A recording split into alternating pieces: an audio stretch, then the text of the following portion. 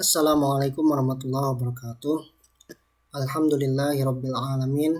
Wassalatu wassalamu ala nabiyyina Muhammadin wa ala alihi wa ashabihi wa man tabi'ahum bi ihsanin ila yaumiddin. Perkenalkan, nama saya Abu Zar Al-Ghifari. Saya dari Prodi Pendidikan Bahasa Arab. Di sini saya akan menjelaskan sebuah gambar mengenai UTS mata kuliah Metodologi Studi Islam. Langsung saja, metodologi studi Islam ini terbagi menjadi beberapa pendekatan. Jadi dalam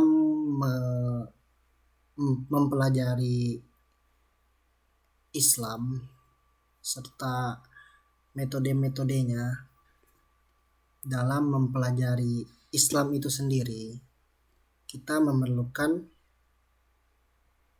pendekatan.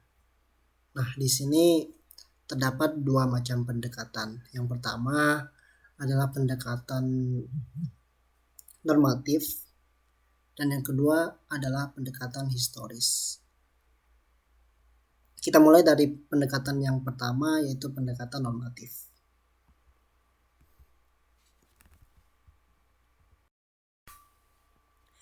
Pendekatan normatif adalah suatu pendekatan ajaran agama Islam yang pendekatan ajarannya itu dari segi Al-Quran.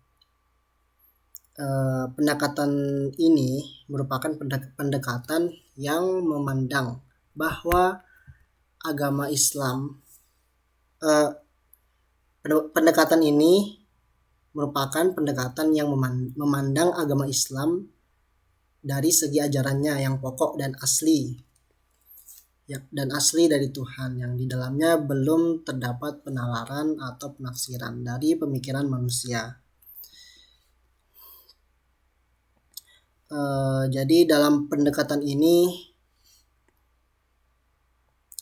ada dua teori yang dapat kita gunakan. Yang pertama, kebenarannya dapat membuktikan kebenaran dan eksperimental seperti masalah yang berhubungan dengan penalaran, dan yang kedua, kebenarannya sulit membuktikan secara empiris dan eksperimental, yang biasanya membuktikan dengan mendahulukan kepercayaan. Artinya kita harus percaya dulu akan ada penyelesaian dalam masalah tersebut. Dalam pendekatan ini mencakup sumber hukum Islam yang utama, yaitu Al-Quran dan As-Sunnah. Jadi dalam pendekatan ini lebih ditekankan kepercayaan terhadap ajaran-ajaran dalam agama Islam sebelum menggunakan penalaran. Dan dalam metode Al-Quran itu ada yang namanya tahlil, ijmali, muqarin, kemudian maudu'i. Dan juga dalam As-Sunnah ada yang namanya metode takhrijul hadis. Selanjutnya, pendekatan historis. Pengertian pendekatan historis. Pendekatan historis adalah meninjau suatu permasalahan dari sudut tinjauan sejarah dan menjawab permasalahan serta menganalisisnya dengan menggunakan metode analisis sejarah. Kalau dalam memahami agama, terutama agama Islam, pendekatan historis ini sangat dibutuhkan. Mengapa? Karena agama itu sendiri turun dalam situasi yang konkret, bahkan berkaitan dengan kondisi sosial kemasyarakatan. yang mana tujuan pendekatan historis ini adalah untuk membuat rekonstruksi masa lampau secara sistematis dan objektif dengan cara mengumpulkan, mengevaluasi, memverifikasikan, serta mensintesiskan bukti-bukti untuk menegakkan fakta dan memperoleh kesimpulan yang kuat. Kemudian dalam pendekatan historis itu meliputi banyak hal, yaitu ada penafsiran, pemikiran atau ijtihad, kemudian institusi keagamaan, pengamalan, fikih, tasawuf, filsafat, kalam, serta Islam kontemporer.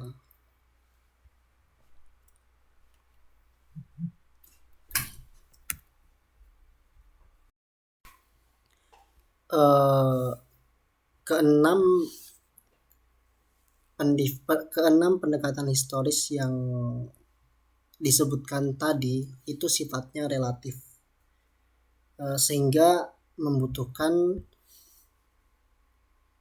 lebih banyak pendekatan lagi, seperti pendekatan teologis normatif, pendekatan antropologis, pendekatan budaya, pendekatan sosiologis, psikologis, serta filosofis.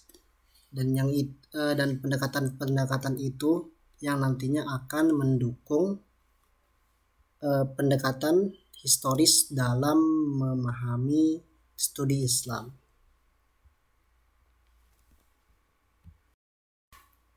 Kemudian sebelumnya dalam pendekatan historis tadi ada yang namanya Islam kontemporer, yang mana ini memiliki dua teori. Yang pertama teori hudud dan teori pribumisasi. Yang mana nantinya teori ini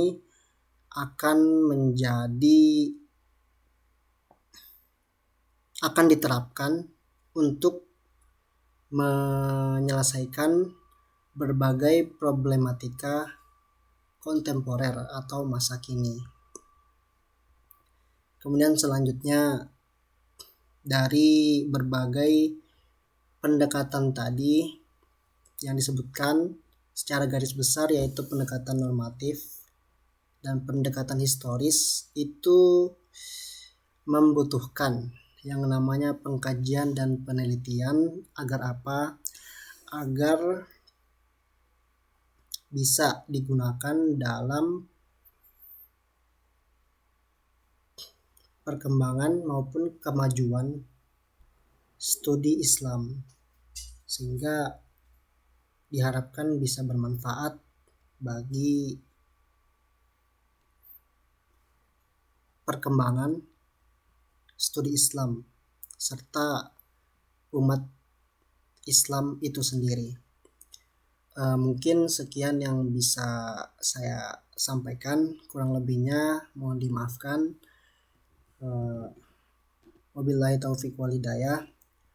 Wassalamualaikum warahmatullahi wabarakatuh.